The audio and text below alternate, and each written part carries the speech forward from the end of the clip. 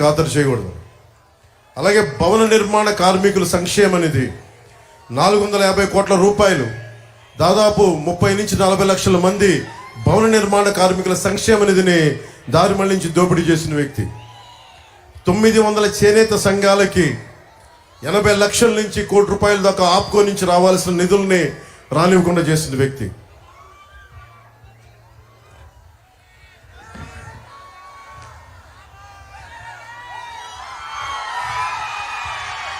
మీ current బిల్లులు ఎన్నిసార్లు పెరిగినాయి? 5 సంవత్సరాలు మీరు చెప్పండి. 10 సార్లు పైగా పెరిగినాయి కరెంటు బిల్లులు. 5 రూపాయలకి యూనిట్ కరెంట్ వచ్చే పరిస్థితుల్లో చంద్రబాబు నాయుడు గారు ఉన్నప్పుడు పవర్ పర్చేజ్ అగ్రిమెంట్స్ అని చెప్పి 20 సంవత్సరాలకి యూనిట్కి 5 రూపాయలని ఆయన ఒప్పందం చేసుకుంటే రాగానే అది రద్దు చేసి పీక్ టైంలో దాన్ని 18 రూపాయలకి ఖర్చు పెట్టి మీకు దానివల్ల మీకు 10 సార్లు పెరిగిపోయింది. 5 సంవత్సరాల్లో 10 సార్లు పెరిగిపోయింది. పోయినసారి ఆయన ఉన్నప్పుడు కనీసం ఒక్కసారి కూడా పెంచలేదు మనకి ఖర్చులు. టీడీపీ ఉన్నప్పుడు కనీసం ఒక్కసారి కూడా ఖర్చులు పెంచలే.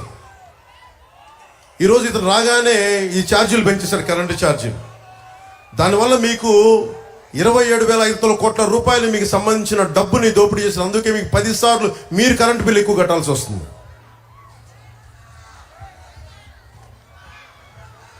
ఇక్కడ ఎమ్మెల్యే దోపిడీ, నేను పోయినసారి జనవాణి కార్యక్రమానికి వచ్చినప్పుడు అతని పేరు మీకేంటో తెలుసు, అతను స్థానిక ఎమ్మెల్యే. అతని గురించి నాకు ఒకటే చెప్పారు జనవాణిలో.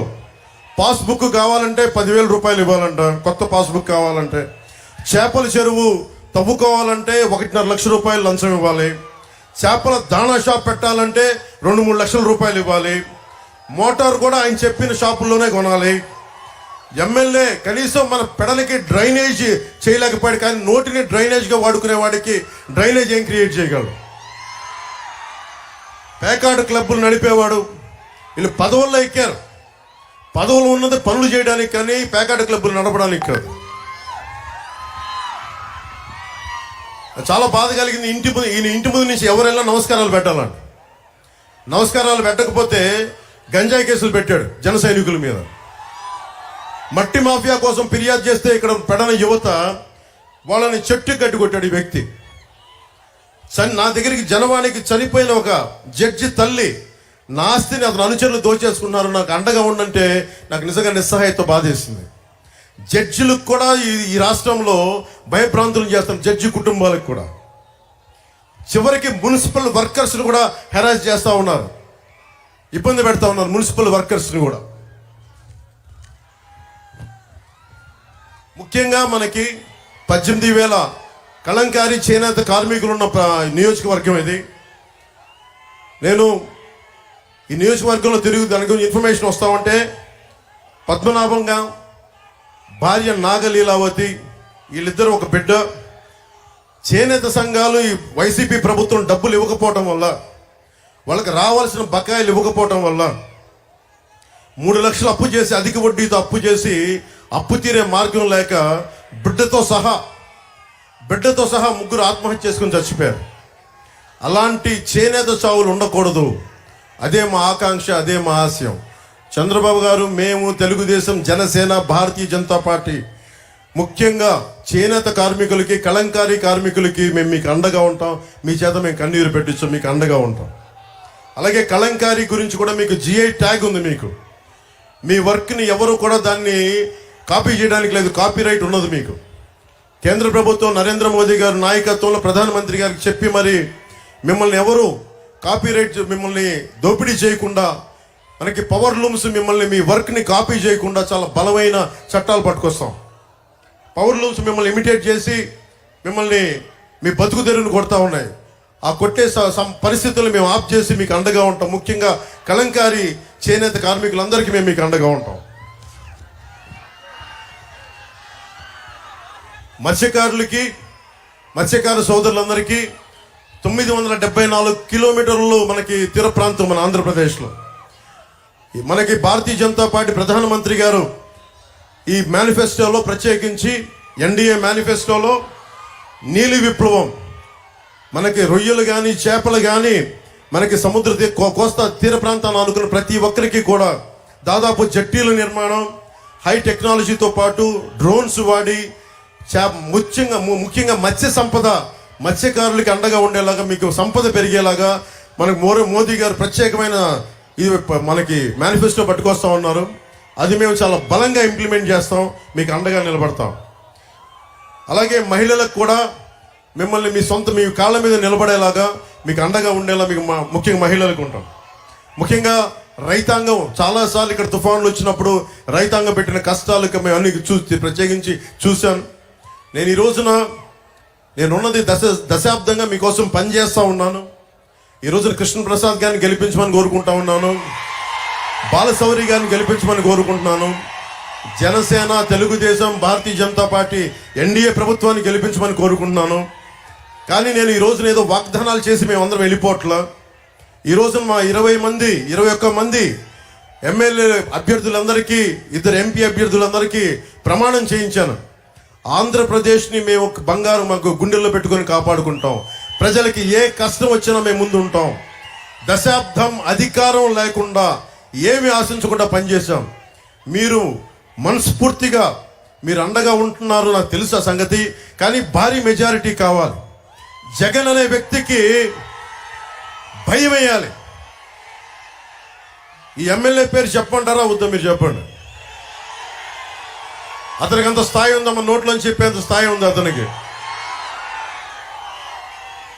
ఇక్కడ ఉన్న అందరికీ చెప్తా ఉన్నాం, ఎమ్మెల్యేలందరికీ కూడా చంద్రబాబు గారి కులం చేత తిట్టిస్తారు, నన్ను నా కులం చేత తిట్టిస్తారు, లేదంటే బీసీ కులాల చేత తిట్టిస్తారు, ఎస్సీ కులాల చేత తిట్టిస్తారు.